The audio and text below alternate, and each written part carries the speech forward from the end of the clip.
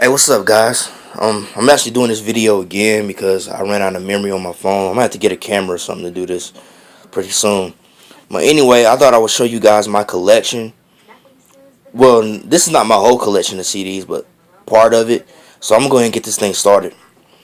All right. So to start this thing off, right here I have The Time, Ice Cream Castle, released in 1984. This was their third album.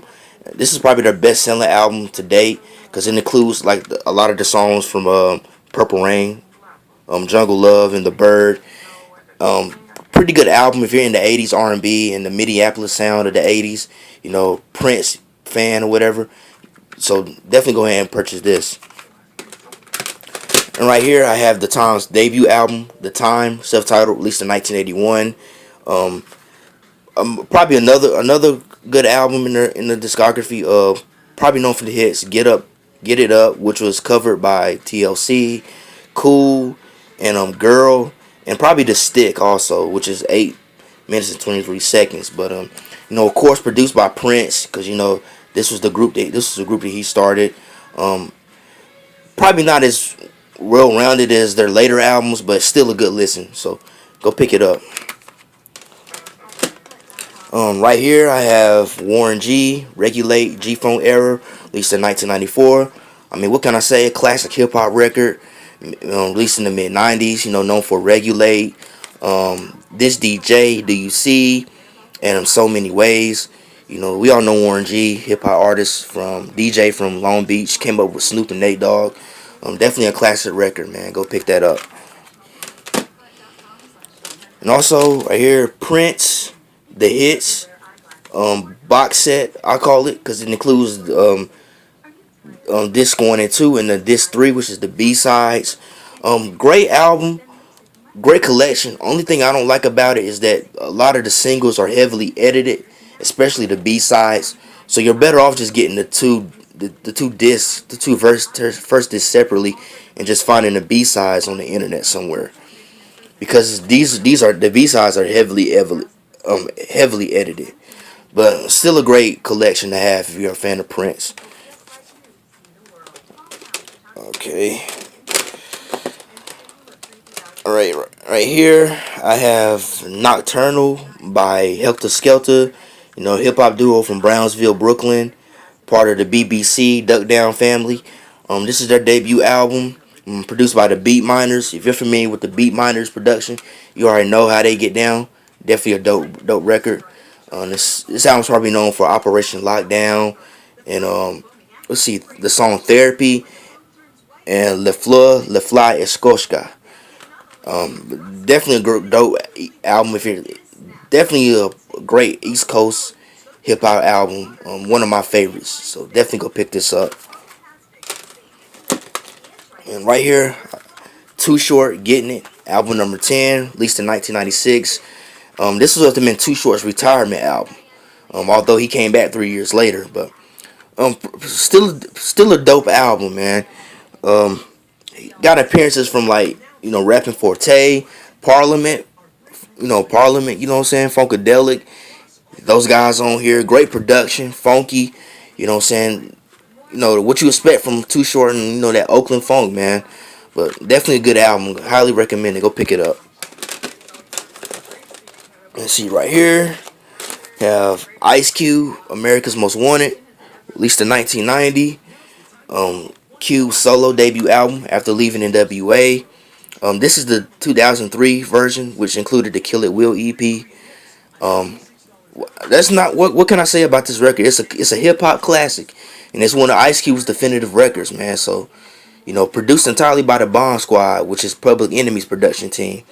You know what I'm saying? Which, I mean, great record, man. I mean, what can I say that hasn't been said about it, man? If you're a hip hop fan, you definitely need this in your collection, man.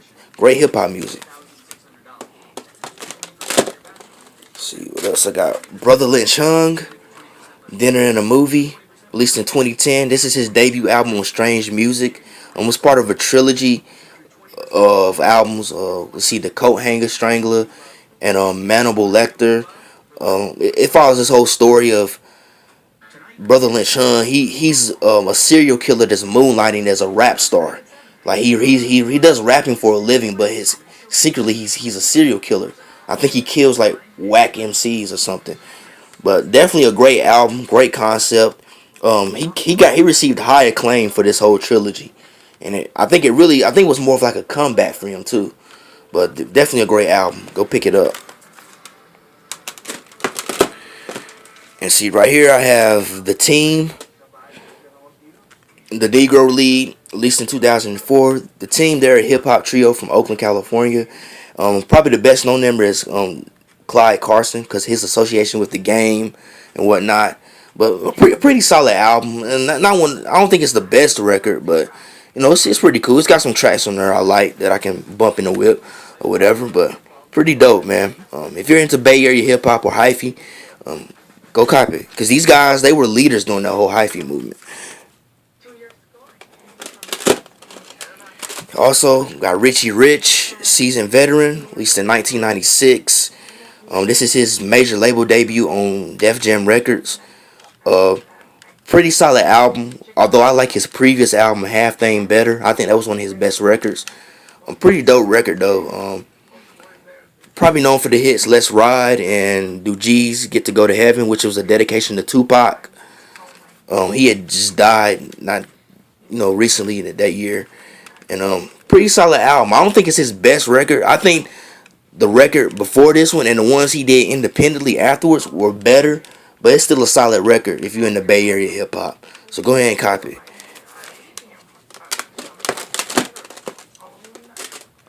Okay, right here I have A Tribe Called Quest, Midnight Marauders, released in 1993. Definitely one of Tribe's best records. This record is known for Award Tour, Oh My God, Electric Relaxation, which was the theme for the Wayans Brothers show during its first season. Definitely one of Tribe's best records, man. Um, I'm kind of divided between this one and the Low End Theory because both of those records are really good. So it's hard for me to really choose a side because one minute I could be Midnight Marauders, then I listen to Low End Theory and I'm like, nah, Low End Theory is better. But definitely a dope record, man. Tribe really did their thing on this one. All right, right here I have Too Short, Shorty the Pimp, released in 1992. I think this was Too Short's either 6 or 7 album overall, but it was like his fourth album on the major label, Jive Records. But this is my favorite Too Short record. Reason being is because when I was growing up, I used to see everybody around my way with this CD, and I always years later I always wondered who this was, and it was Too Short when I got into him. But yeah, released in 1992. Why I like this record is because this was the introduction of the Dangerous Crew. This is when Too Short started rhyming with a live band. And it was just great. And also, it has some of my favorite songs from him, like In the Trunk and I Want to Be Free, which was about police brutality and Something to Ride To. So You Want to Be a Gangster. Very classic hip hop album, man. Oakland, Bay Area hip hop record, man. Definitely go cop this record. I think it's still in print too. And see right here, I have Too Short, Can't Stay Away, released in 1999. This was Too Short's comeback record after his brief retirement. Pretty dope record. He doesn't really rhyme. This was after the whole Dangerous Crew era and everything, but got appearances from Jay-Z and Daz Dillinger, 8 Ball and MJG. Great production, and also this record was the introduction to Short Records, which this album has bonus tracks where introduced some of those artists signed to that label. But it was pretty great. It was a pretty good album, man. It was a great comeback record. So go pick it up. See right here, let's see Busta Rhymes, Back on My BS, released. I think this came out in 2009. It's a decent record. Busta went back to his old style, kind of being kind of crazy, outrageous on the mic. But it's just one of those records where I bought it and I listened to it maybe the first few times and I haven't really picked it up again. But I've listened to it since then again. It's a pretty decent record, but I don't think it's one of Busta's best. But if you like Busta Rhymes, you want to check this record out, go copy it, man. And right here, A Tribe Called Quest, The Low End Theory, released in 1991. This right here was the introduction of Phife Dawg. This is where Phife Dawg started becoming like the co-lead rapper along with Q-Tip. And I think this is the record that really took Tribe to new levels, you know. But still a great record, man. You know, of course known for songs like Check the Rhyme, We Got the Jazz, Bugging Out, and you know, of course Scenario, which featured like, you know, leaders of the new school. But great record, man. Alright, so right here I have Pharrell, In My Mind, released in 2006. This is Pharrell's solo debut. Um, this record, if I used to like this record, but as years went by and I listened to it more, it's really not that good of an album. And I kind of see what Pharrell was talking about when he said that this record really wasn't that good.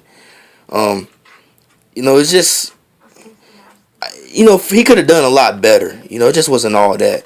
But I haven't heard his new album. I heard his new album was really good because it's more of what he wanted to do. And but you know, it's a decent listen. If you're a friend of Neptune's or Pharrell during this period, you know, definitely go copy. Right here I have Black Dynasty, Deep East Oakland, released in 1995. Black Dynasty, they were a hip hop group from Oakland, of course. Um, these guys are brothers. I think this is the only album they released together because this one right here, his name was Deion Stewart. He got killed like a year later trying to rob an armored truck in Oakland, and he took on the name Black Dynasty and released the album. I think a few years later, but I don't know if anything since then. But Deep East Oakland, this video actually got played on Rap City. But you know, if you're into like Bay Area hip hop, that mob music of the mid '90s, definitely go check this out, man.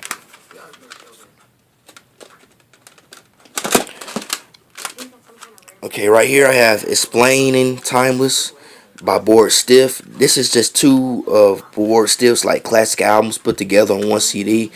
Board Stiff, they're a hip hop collective from San Francisco. They're along the lines of like Hieroglyphics, All the King's Horses, maybe Living Legends, even though they're half like L.A. and was Soul Sides. They're part of that whole alternative hip hop movement in the Bay Area. And this has their first two like albums to put together, but pretty dope, man. Go cop it. And right here I have Sade, Love Deluxe, released in 1992, I think. Yeah. My mother used to have this cassette tape. And, you know, if you're into like Sade, like kind of, I guess like sensual sounding type music, you know, kind of mellow, get you in the mood or whatever. I mean, this is for you, man. Sade, I mean, they're a great band. I've enjoyed their music, man. But you know, of course, this album is known for songs like No Ordinary Love and Kiss of Life. You know what I'm saying? Definitely a classic in that genre, man. But definitely go pick it up, man. And right here I have R. Kelly 12 Play, released in 1993. One of my favorite R. Kelly CDs.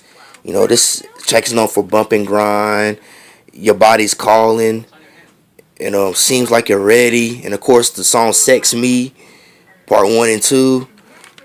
You know, I know a lot of people that said, I know there's a lot of young adults out there that probably were born off of this album. I mean, there's a lot of people that said they was born off of R. Kelly, man, but definitely a great album, R&B record. This is before the whole sex scandal and everything. See, right here I have Mac Dre, Denzel Washington, released in 2002. This is one of Mac Dre's most popular albums. This record right here is what introduced the Thizzle Dance. Great record, man. This is one of my favorite Mac Dre albums, man. I like the back cover, very cool, psychedelic like. But yeah, man. If you're somebody who wants to get into Mac Dre, this is definitely an album you can start with, man, because it's definitely one of his best and most experimental and interesting records, man. So definitely go cop this, man.